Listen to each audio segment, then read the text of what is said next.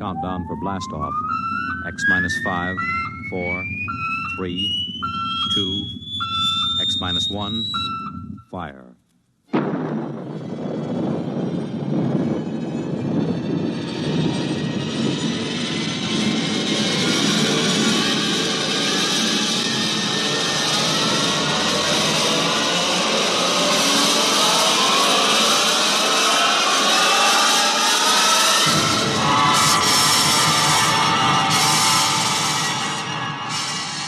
From the far horizons of the unknown come transcribed tales of new dimensions in time and space. These are stories of the future, adventures in which you'll live in a million, could be years, on 1,000 maybe worlds. The National Broadcasting Company, in cooperation with Galaxy Science Fiction Magazine, presents X minus 1.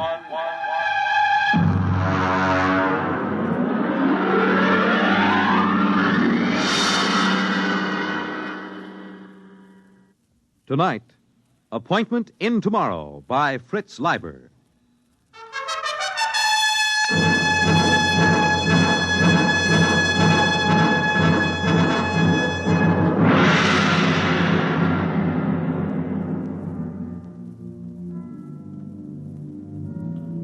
The first angry rays of the sun, which surprisingly enough still rose in the east at 24-hour intervals, pierced the lacy tops of Atlantic combers and touched thousands of sleeping Americans with unconscious fear because of the unpleasant similarity to the ray from World War III's thermonuclear weapons. This was America approaching the end of the 20th century, America of the mask fad for women and the Neo-Cretan dress styles, America of your local radiation hospital, of the endless war and the loyalty detector. In his bedroom in the Thinkers Foundation, George Helmut slept. Calculus to the nucleus, adding a quantum equal to the resultant of G sub 1 prime. Repeating, the quantum... His educational sandman purred learnedly in his ear, droning tensor calculus through the night, filling the hours that used to hold man's formless fears and floating anxieties with the rigid form and anchored shapes of mathematics. Precisely at 8, the sidereal alarm went off. Yeah. Ooh, my head. Oh, shower. 96.8, commence. Under the soothing spray of the body temperature robo-shower, Helmut took a deep breath and cast his mind to the limits of the world and his knowledge. It was a somewhat shadowy vision, but he noted with impartial approval, definitely less shadowy than yesterday morning. Off. Dry blast, commence. Employing a rapid mental scanning technique, he cleared his memory chains of false associations, including those acquired while asleep. He felt the snap of clearing non-thalamic reasoning returning as the brain surged into clear, sharp control. Off. Clothing. Color key 705. He stepped into his clothing, the severe tunic, tights, and sockasins of the modern businessman. He smiled.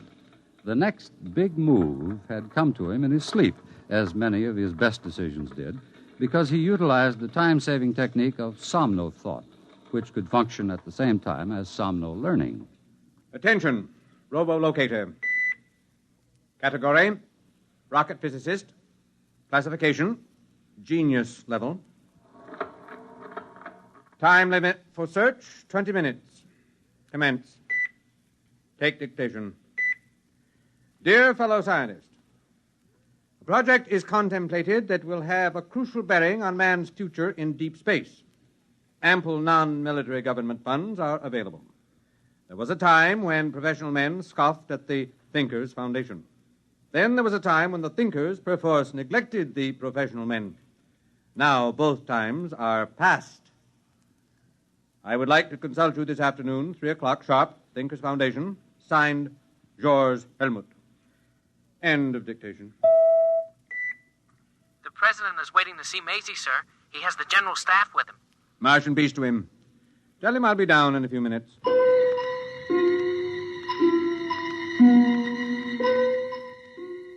Huge as a primitive nuclear reactor, Maisie, the great electronic brain, loomed over the knot of hushed-voiced men. Its front was an orderly expanse of controls, indicators, telltales, and terminals, the upper ones reached by a chair on a boom.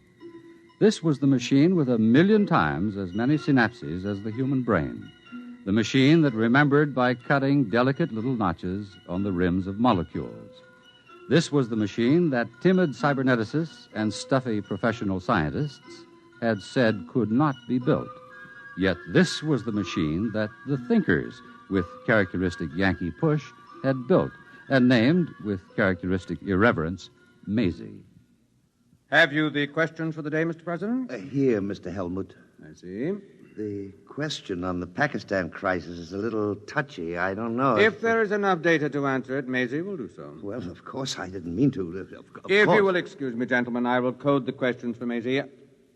Oh, Section 5, Question 4. Whom would that come from? Number 4. Physics. Opperly and his research team. I see. Thank you, Mr. President. While I'm coding the tape, there will be time to watch the takeoff of the Mars rocket. Beautiful, beautiful. Oh, I've often wanted to go to New Mexico. As a matter of fact, I've always wanted to go right through to Mars. Mr. President. My chief of staff thinks the project should be under the Army instead of the Thinkers Foundation. Mr. President, this is the way Maisie designed the project. Oh, I know. That's what I told him. Still, I wish you people could bring back a few of those wise little devils from Mars. It would be a good thing for the party, the country. It's quite unthinkable. The telepathic abilities of the Martians make them extremely sensitive. The conflicts of ordinary Earth minds would impinge on them psychotically. Only the thinkers can contact them because of the clear training and errorless memory chains. Perhaps someday, in the future... there goes the rocket. Beautiful, beautiful. I am ready to submit the question tapes to Maisie. Stand back, gentlemen. Oh, well, sorry. And now... All right, gentlemen. Maisie is thinking.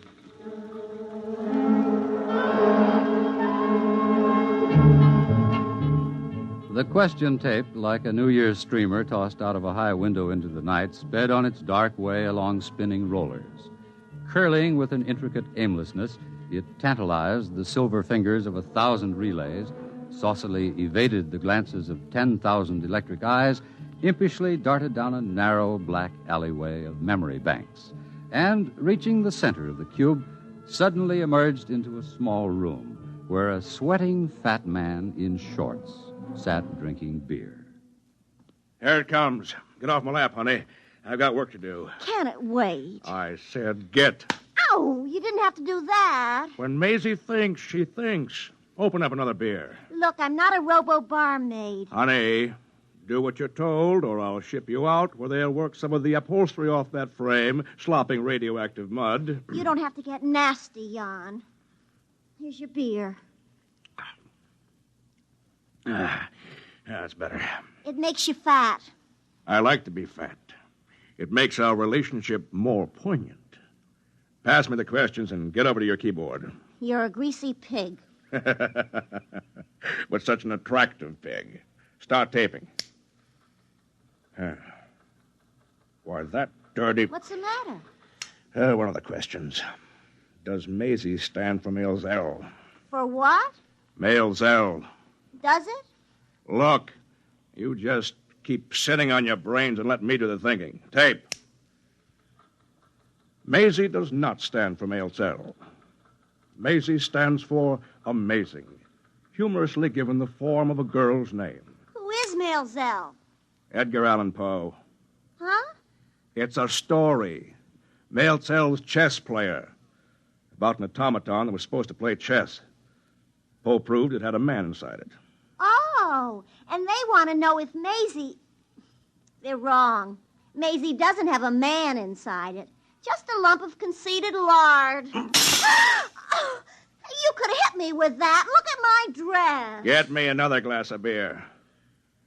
That must have come from the physics section of the Research Institute. Opperly and that ape Farquhar. Well, we'll look into that. All right, start taping. Question 1. The midterm election vidcast should be spaced as follows.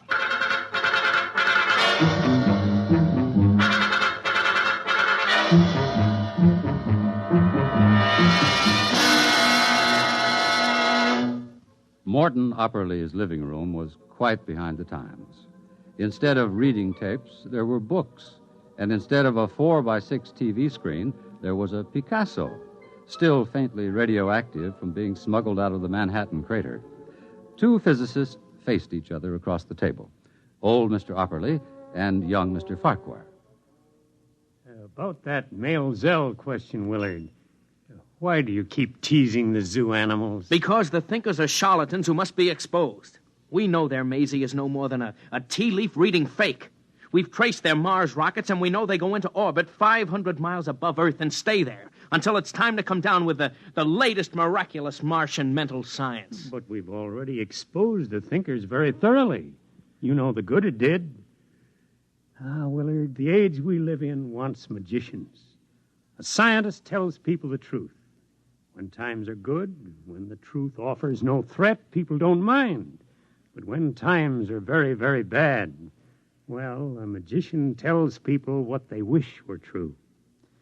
That perpetual motion works, that colored lights can cure cancer, that a psychosis is no worse than a bad cold, and that they live forever. In good times, magicians are laughed at. They're the luxury of a spoiled, wealthy few.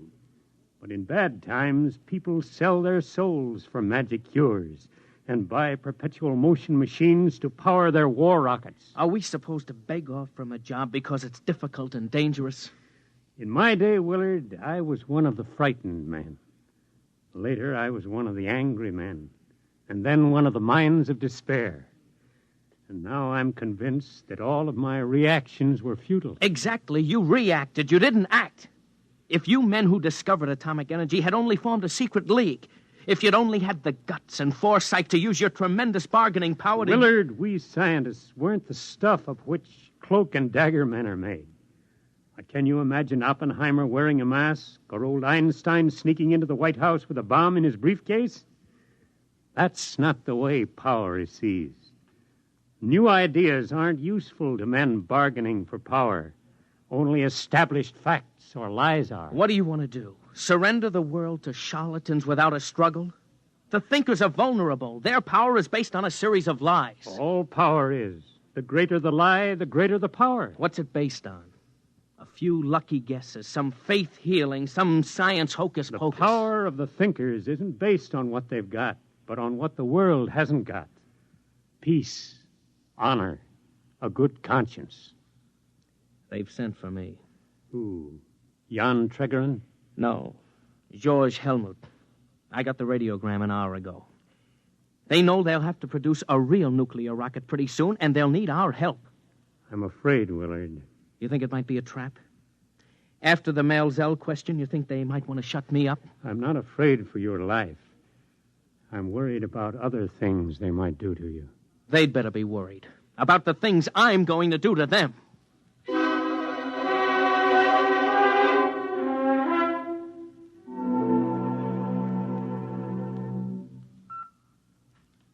Martian peace to you, Willard Farquhar.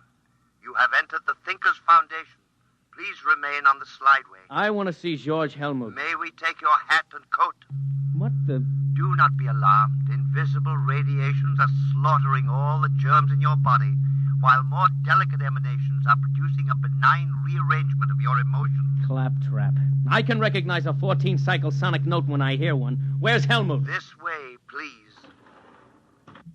Helmut, cut out all this swami stuff. Where are you? I'm afraid Mr. Helmut won't be able to meet you, Mr. Farquhar. I'm Jan Tregerin. Perhaps you can have your conversation with me.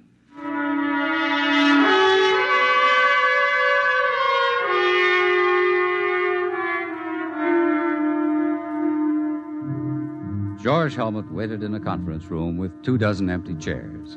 He had prepared by 2 hours' rest with the Somno teacher on full volume for this conference, having strengthened his mind by hard years of Somno learning, memory straightening, and sensory training.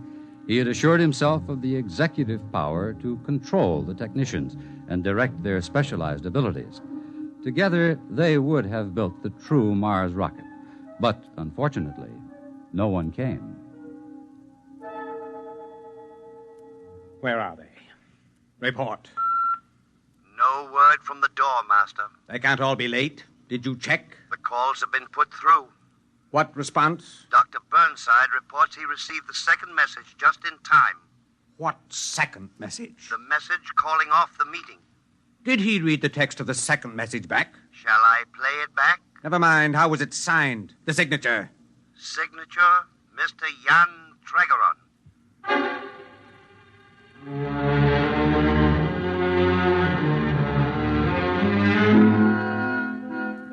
George Helmut dejectedly examined his organizational charts, and then tapping his stylo on the pad, he extended his mental aura, cleared his memory chains of error, accelerated his cerebral processes by the Haber-Gerson process he had practiced for so many years. Slowly, he could feel the tight, heart-squeezing disappointment ebb. He was in control again. Tregeron, he was the one to blame. Tregeron, who was so used to working by deception that he must be shown the light. Well, Willard, how was your adventure among the magicians? Well, they didn't hurt me. You're sure? And are you as determined as ever to smash and expose the thinkers? Of course. Only from now on I won't embarrass you by asking any Male Zell questions. After this, I shall bore from within. Now, where have I heard that phrase before? Do I understand that you are becoming a thinker, Willard? Certainly. That's the only way to smash them. Out-trick all their trickeries. Organize a fifth column. Then strike. The end justifying the means, of course. Of course. I wonder if becoming a thinker doesn't simply mean that you've decided to use lies and tricks as your chief method. Well, you're working with Helmut? Not Helmut. Tregeron. I'm afraid that Helmut's career as a thinker is going to have quite a setback. Ah, well. Goodbye, Willard.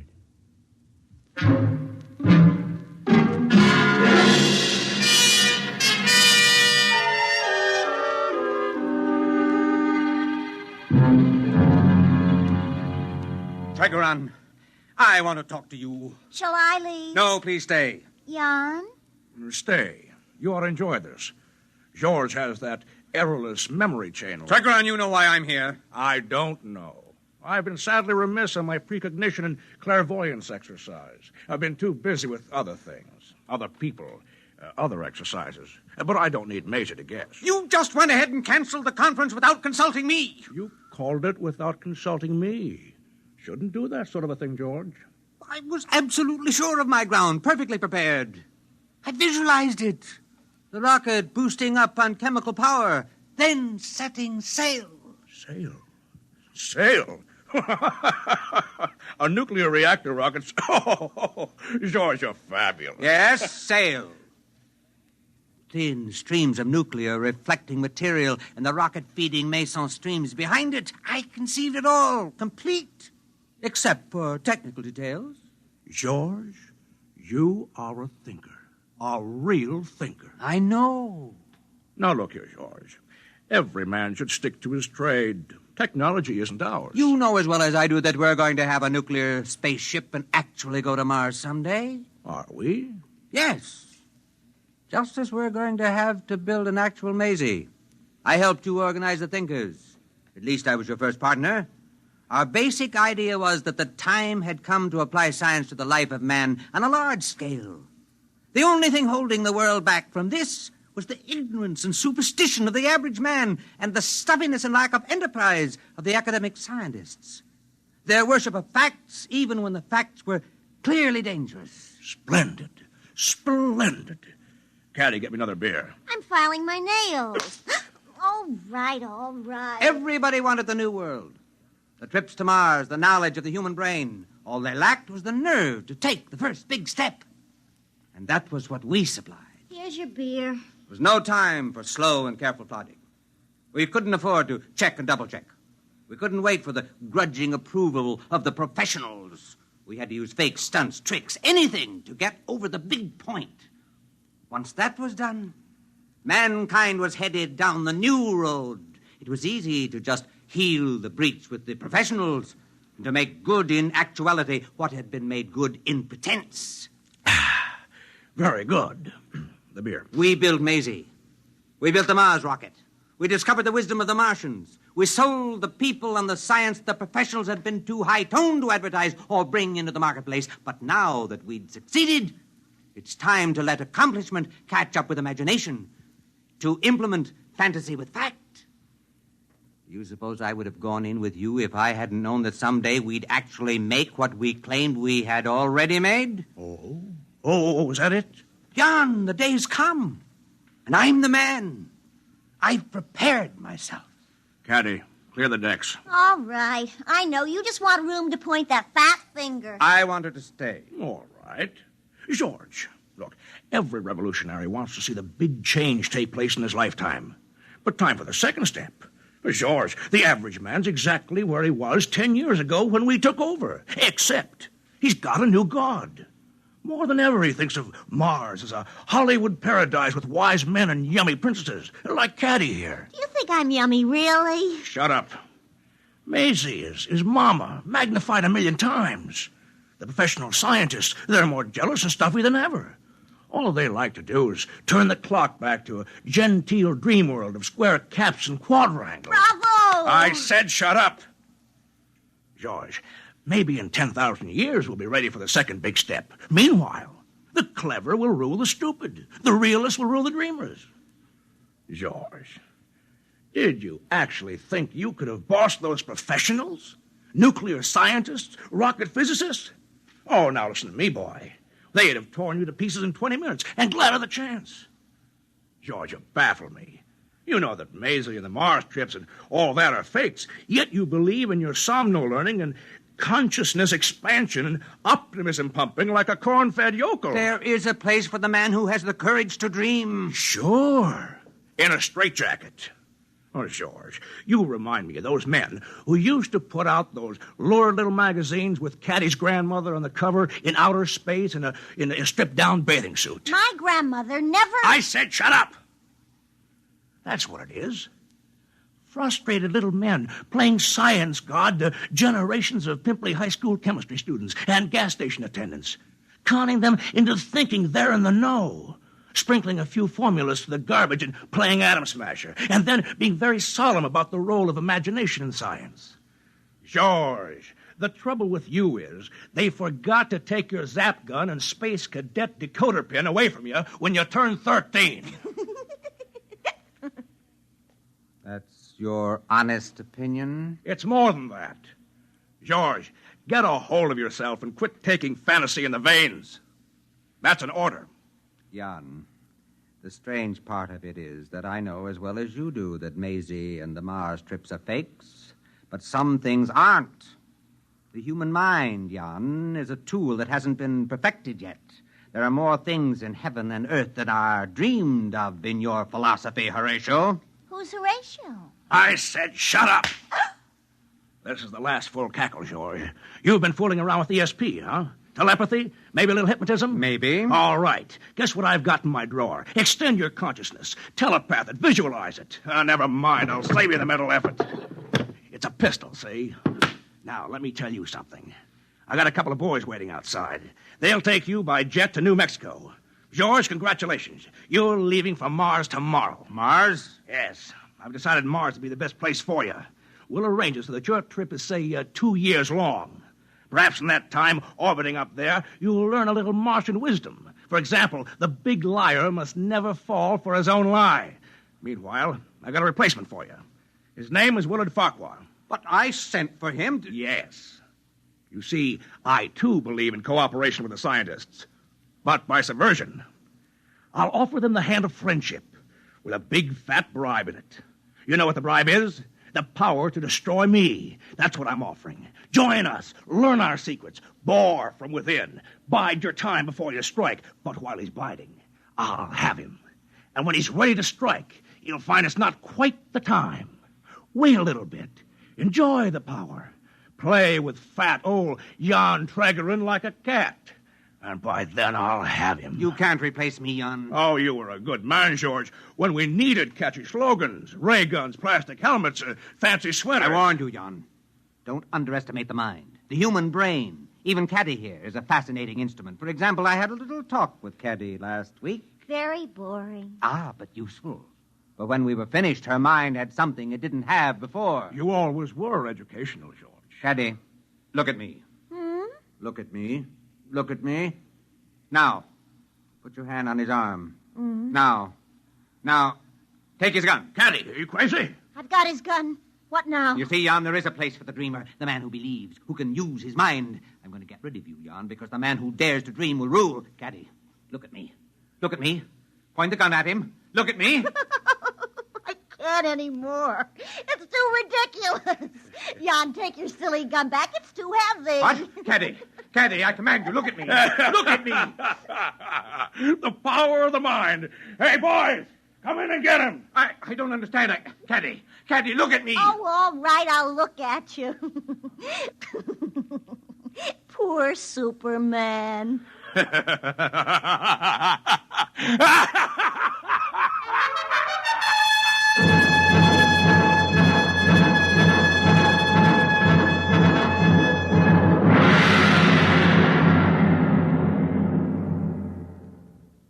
You have just heard X-1, presented by the National Broadcasting Company in cooperation with Galaxy Science Fiction Magazine, which this month features You Go by E.C. Tubb, which proves that for pure, chilling horror, nothing can beat cold, hard facts.